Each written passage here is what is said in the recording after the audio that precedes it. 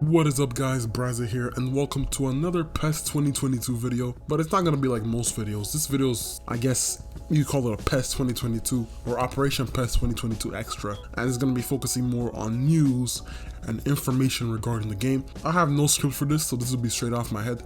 I'll have like a list of bullet points, but for the most part I'll be saying everything straight off my head. If you guys haven't, please like the video, it helps grow the channel, and also subscribe if you're new. I'll try to upload more content like this, so yeah, please subscribe to stay tuned. Anyways, let's get started. So the first thing we're going to talk about is the UEFA Champions League and the Copa Libertadores. UEFA Champions League, we know that's the European competition, and Libertadores is the South American competition. Right now they're both in FIFA, but the UEFA Champions League license or their contract ends in the summer this year. Libertadores is a little bit more different. They do end in 2022, I believe. Don't quote me on that, but I don't think that they end this year. And yeah, so there's been a lot of speculation on Konami trying to get involved in the bidding war for the UEFA Champions League rights. And personally, I don't think they should involve themselves into that, mainly because the Champions League rights, I'm sure, is going to be very expensive, and it could potentially make you a good profit, but you know, it's not certain. When the UEFA Champions League was in PES back in the 2014-15 era, they weren't doing much with it. It was literally just a scoreboard and the music and the chants and everything. Now that the Champions League is out of the game, I don't really mind it. I don't really pay attention to it. They were able to replace the Champions League with a bunch of other smaller leagues like the Swiss League, the Danish League, the Turkish League. And I think that is the way to go. Obviously, if you can get the rights, I would recommend it, but I don't think Konami has the bidding power to compete with EA Sports. There needs to be something. They need to act quickly if they want to get that, and I don't think they're going to do it. I do think that EA Sports will renew the deal with Champions League because they made a lot of money during this time period, especially with the pandemic going on. Yeah, I don't see Konami.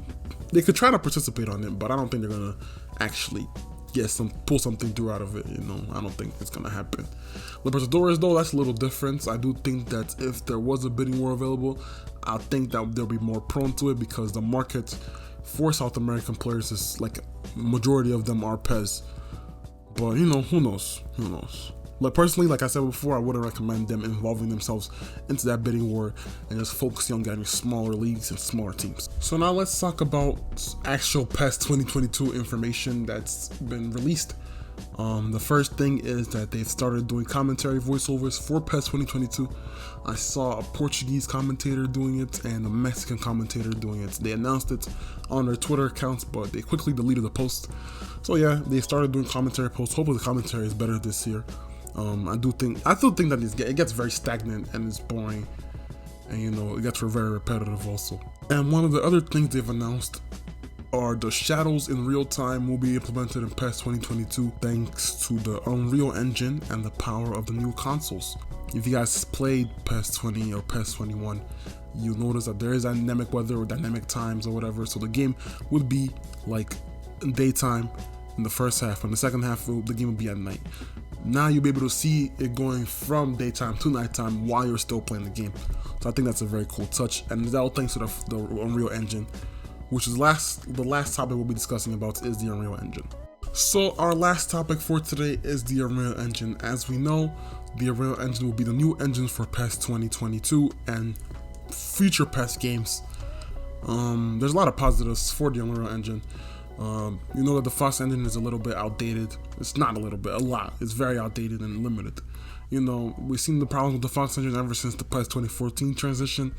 Stiff movements. A lot of the players in the game are very stiff with their movements.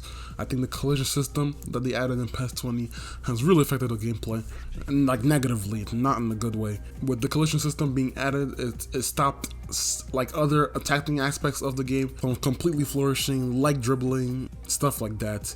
Fouls have been a problem because of the collision system.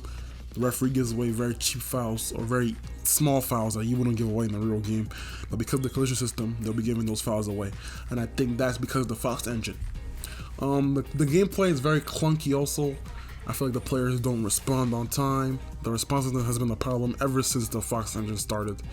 and they've never were able to fix it. They've tried and tried, but it's never been fixable. They've just never touched it. I don't know if it's something that it's restricted from them doing it, but you know, it's been a problem ever since PES 2014, and it hasn't been reprimanded or fixed yet.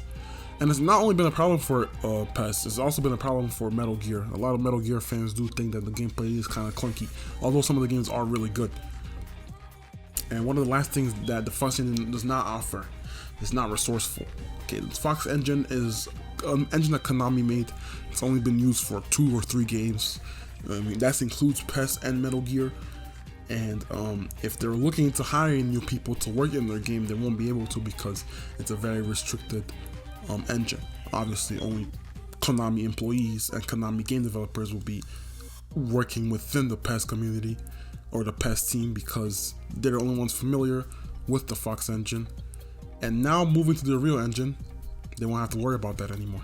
If you don't know, the Unreal engine will offer a lot to the table. The Unreal engine specializes on online gameplay, meaning that the servers will definitely get better and the netcode will definitely improve. The Unreal engine also gets regular updates for all its games, so we know if there's a glitch going around, they'll try their best to fix it. And it's definitely more resourceful. We know the Unreal engine is a very familiar engine for a lot of people. It's free to use. If you want to try to use it yourself, you can. Small companies use it, and big companies also use it. And because of that, Konami could use that to actually hire some better programmers for the game. Konami uses the Fox engine right now, which is exclusive to Konami titles, or Metal Gear and PES. But, like I said, there are not enough people that know the Fox engine, so if the problem occurs, and they don't have a solution for it, then they're gonna have to just write it out.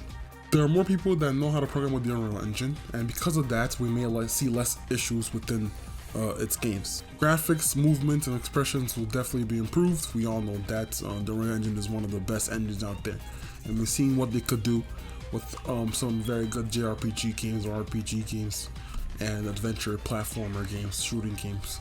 It's done a great job. So we know the Unreal engine is there to stay. It's a great engine, and I'm glad that Konami is actually moving into that engine instead of residing with the Fox engine. With the Unreal engine, we will definitely not be seeing some of the robotic things that we've been used to seeing in previous games, and I'm glad that I could say that. If you guys enjoyed this video, please let me know in the comments down below. And if you're new to the channel, leave a like and subscribe. I want to hear what you guys have to say about the Copa Libertadores and UEFA Champions League rumor.